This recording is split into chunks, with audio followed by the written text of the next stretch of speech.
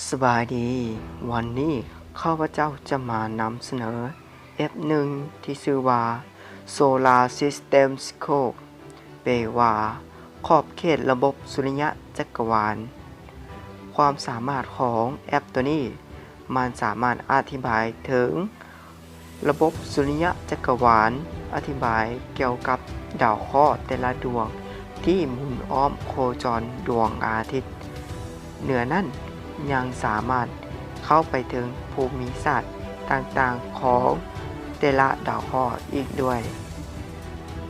ลักษณะของแอปก็คือตัวนี้ซึ่งแต่ละท่านสามารถไปดาวน์โหลดได้ที่ Google Play Store ได้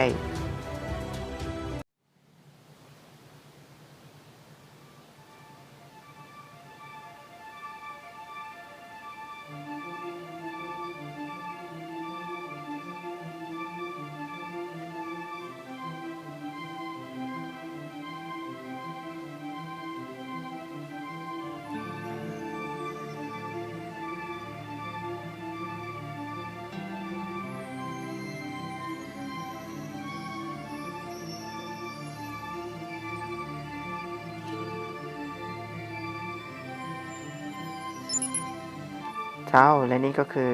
ระบบสุริยะจักรวาลของพวกเราที่พวกเรานั้นอยู่เนาะซึ่งเราสามารถเบิ่งไปในมุมใดก็ได้เนาะซึ่งมันจะมีดวงดาวทั้ง9ดวงที่หมุนอ้อมโคจรดวงอาทิตย์และเราก็ยังสามารถไปเบิ่งในแต่ละดาวเคราะห์ก็ได้เนาะเช่นว่าโลกถ้าหากว่าเราอยากเบิ่งรายละเอียดของโลกเราก็สามารถกดไปทางด้านขวานี้ได้เลย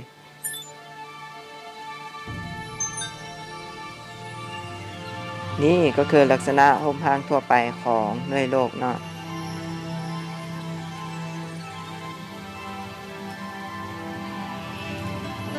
และถ้าหากว่าเราอยากเบิ่งรายละเอียดเพิ่มเติมเราก็สามารถกดเข้าไป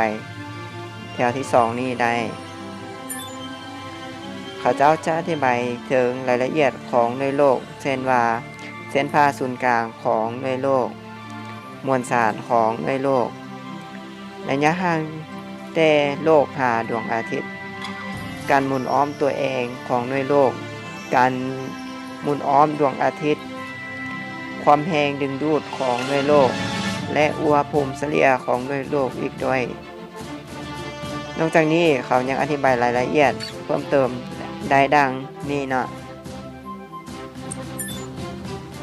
และถ้าหากว่าเขาอยากเบิ่งภูมิศาสตร์ของหน่วยโลกเขาก็สามารถกดเข้าไปได้เบิ่งก็คือตัวนี้เขายกมาจะแม่นหน่วยโลกเขามีอยู่4ชั้นดังที่แต่ละคนได้เห็นมานี่เนาะ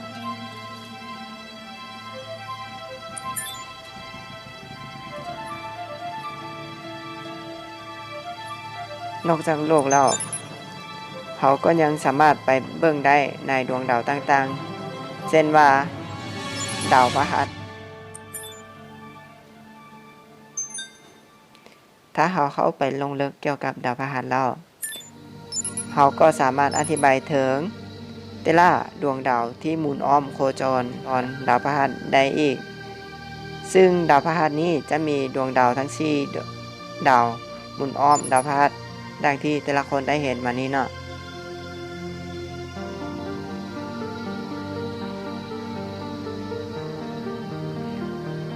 และเขาก็ยังสามารถ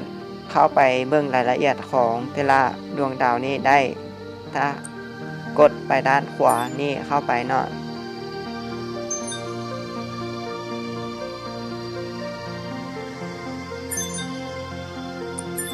เขาจะอธิบายรายละเอียดได้ดังที่แต่ละคนได้เห็นมาทางด้านซ้ายนี่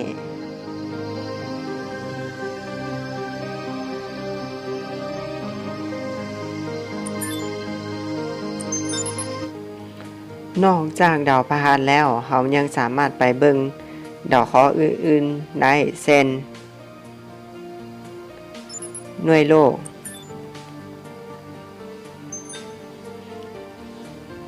ซึ่ง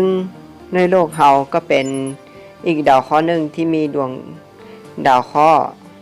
ที่เฮาเอิ้นว่าดวงจันทร์เพราะว่าในโลกเฮามีแต่ดาวเคราะห์เพียงดวงเดียวที่อ้อมโคจร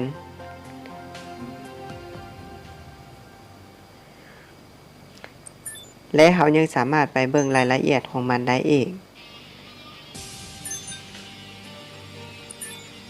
นี่ก็คือข้อมูลของดวงจันทร์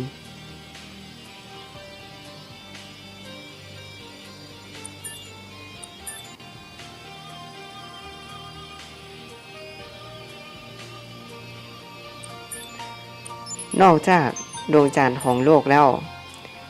ถ้าหากว่าเป็นดาวเสาร์ดาวเสาร์ตัวนี้มันจะมีดาวเคราะห์ทั้ง8ดวงที่อ้อมโคจรดาวเสาร์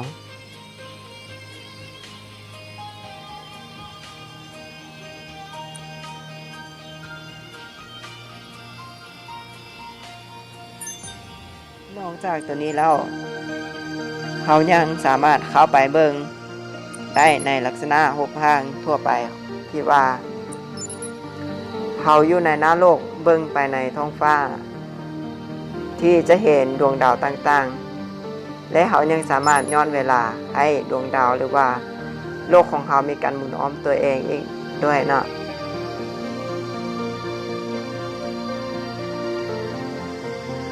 ตามที่แต่ละคนได้เห็นนี่เลย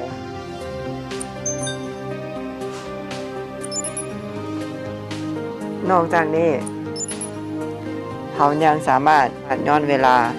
ในระบบสุริยะจักรวาลได้อีกด้วยเช่นว่า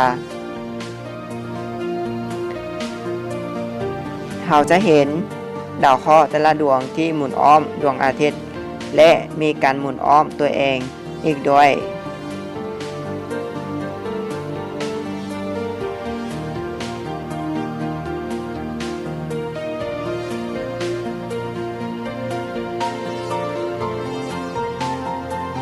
เจ้าถ้าหากว่าแต่ละท่านมีความสนใจเพิ่มเติมอยากเรียนรู้เกี่ยวกับแอปตัวนี้ก็สามารถไปดาวน์โหลดได้มาฮอดนี้ข้าพเจ้าเองก็ต้องขอลาไปก่อนขอขอบใจ